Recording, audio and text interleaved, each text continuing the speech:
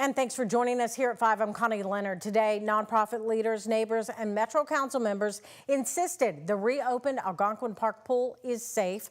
It follows a shooting nearby on Saturday where no one was injured. Ian Hardwick reports on how the community came back from the startling event as police were out in force.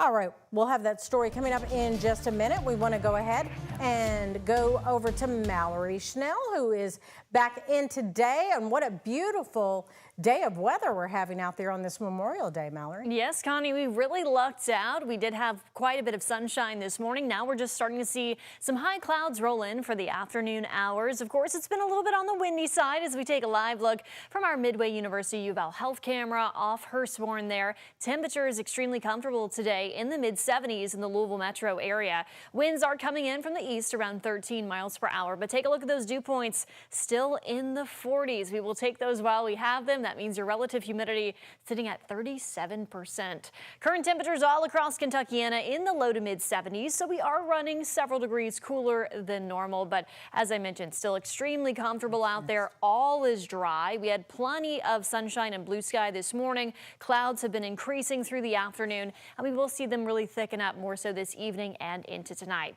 So for the next 12 hours here, expect temperatures in the 70s to eventually dip down to the 60s by about 10 or 11 p.m. And then after midnight, rain chances return to the forecast. We are expecting scattered showers tonight with overnight lows dipping down to the upper 50s and lower 60s.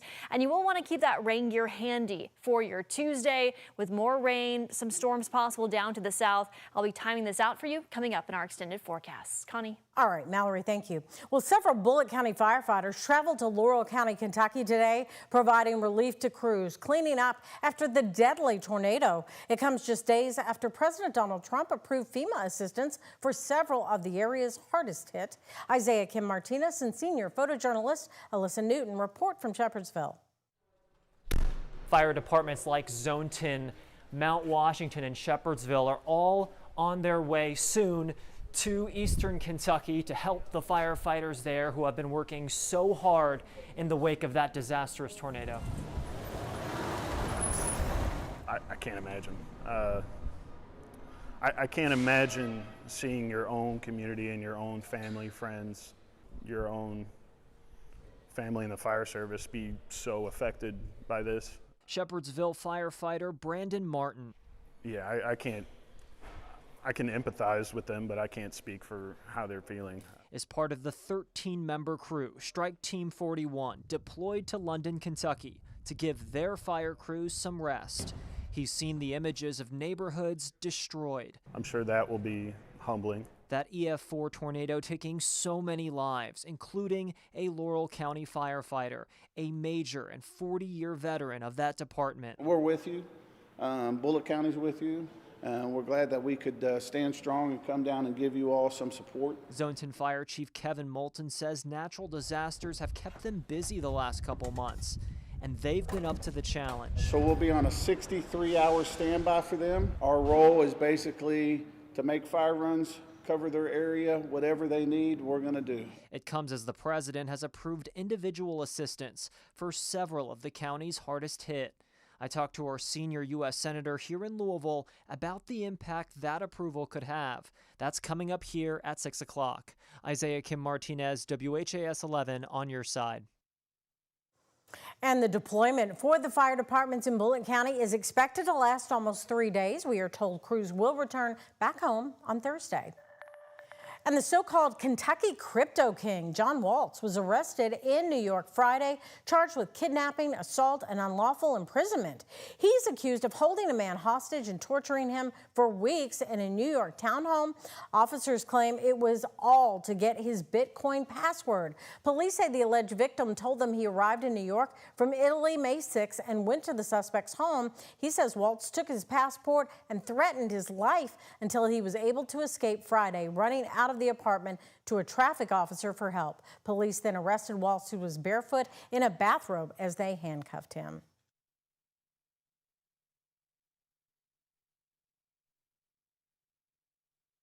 armor, ammunition, and photos of the alleged victim with a gun pointed to his head. Law enforcement sources say they are looking into whether the Italian man was hired for sex work and whether the two knew each other from the cryptocurrency world. Waltz is being held without bail over the concern he could be a flight risk as owner of a private jet and helicopter. Well, today, the Veterans of Foreign Wars, a nonprofit organization that advocates on behalf of veterans of overseas conflicts, hosted a Memorial Day service at Cave Hill Cemetery honoring fallen service members. Multiple state leaders were in attendance at the ceremony, among them Kentucky Senator Mitch McConnell and Kentucky Congressman Morgan McGarvey. During his remarks, Congressman McGarvey spoke on his visit to Omaha Beach to honor World War II veterans who took part in the D-Day landing. Play the national anthem, and each one of those men stood and saluted. There wasn't a dry eye in the place.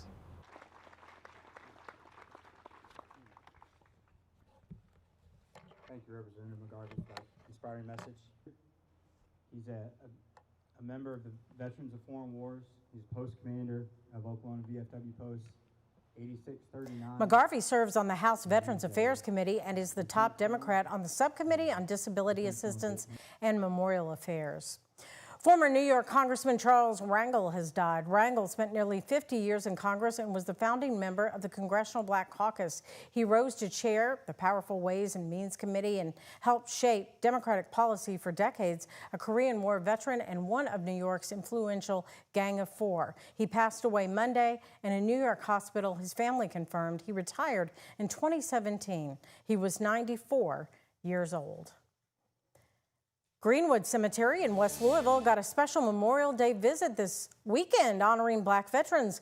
The National Association for Black Veterans organized a flag retirement ceremony and prayers of remembrance for veterans and their families. Sergeant Elijah Mars, the founder of Simmons College and a Civil War leader, also received special honors. Organizers say the event helped showcase the importance of the cemetery.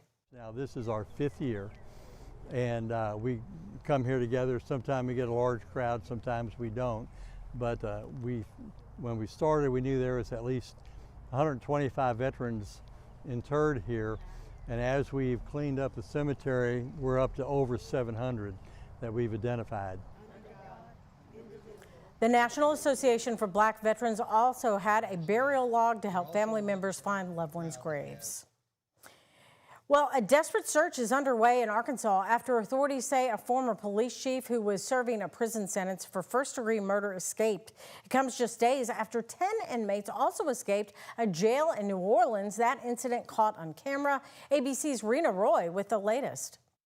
An urgent manhunt underway in Arkansas, with authorities searching for a former police chief turned convict who they say escaped a prison in Calico Rock on Sunday afternoon. Arkansas State Police now closing down roads and scouring the area for any signs of 56-year-old Grant Hardin, urging anyone who may spot him to call authorities. They say he escaped wearing a makeshift outfit designed to mimic law enforcement and that he's considered extremely dangerous. Hardin was serving a 30-year prison sentence for first-degree murder after pleading guilty to the shooting death of a fellow government employee. It comes just over a week after this brazen jailbreak in Louisiana. Surveillance footage shows some of the 10 men who escaped this jail in New Orleans, shoving open a door to the jail loading dock. 5 inmates still on the run. All of them had been arrested on second-degree murder charges. It may take a while, in particular if they've gotten out of the New Orleans area, and maybe perhaps out of Louisiana. But I think the likelihood they're going to get caught is extremely high. Several people have now been arrested in that New Orleans escape for allegedly helping those inmates get out, including another inmate accused of giving them a blanket and shirts to climb over the facility's razor wire. Rena Roy, ABC News, New York.